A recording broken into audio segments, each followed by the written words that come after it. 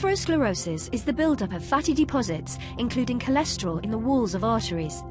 It's a major cause of cardiovascular disease, including stroke and heart attack, and contributes to the death of around 70 million people worldwide every year. This short presentation illustrates the key stages in its development and its main impact on cardiovascular health. Cholesterol is a natural, fat-like substance and is essential to health.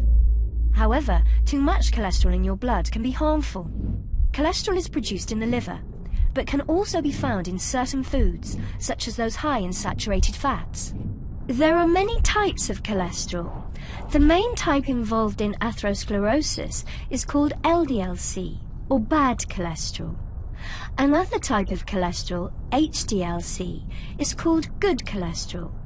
It's important to increase HDL-C as well as reduce LDL-C when treating high cholesterol.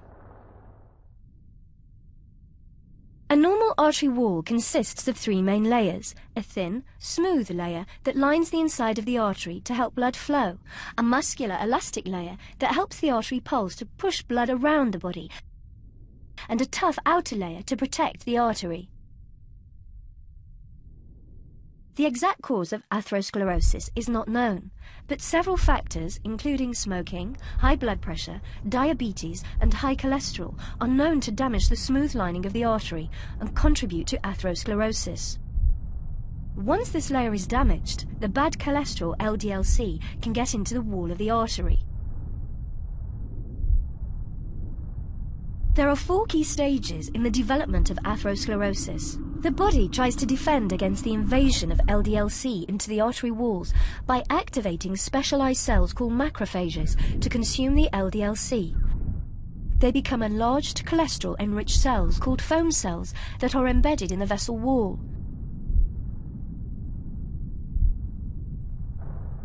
The accumulation of foam cells can be seen by the presence of fatty streaks in the vessel wall. As the fatty streaks grow, the body tries to protect the artery from them by surrounding them in a fibrous capsule. At this stage, the growth is called a plaque. As the plaque gets bigger, the body tries to preserve the blood flow through the artery. The plaque expands into the elastic layer, which stretches in order to keep the opening of the artery the same. If the plaque continues to grow, its expansion will eventually intrude on the inner opening of the vessel, as the elastic layer cannot stretch anymore. This reduces the ability of blood to get through the artery. At this stage, physical symptoms such as angina may appear. Also, over time, calcium may be deposited in the plaque, making it hard and inflexible. This reduces the ability of the artery to expand to increase blood flow when needed, for example during exercise. As the plaque grows into the artery opening, it squeezes the blood through an ever smaller gap. The resulting increase in pressure at the narrowing can damage the capsule covering the plaque, which may then rupture, resulting in a blood clot that can completely block the artery. Depending on the location of the blockage, the consequences, such as stroke or heart attack, may be severe and could be life-threatening.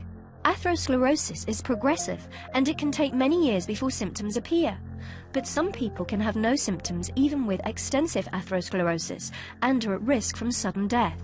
The symptoms depend on the site of the affected artery. In the heart, it can manifest as chest pains, angina. In the brain, as a type of mini-stroke called transient ischemic attacks.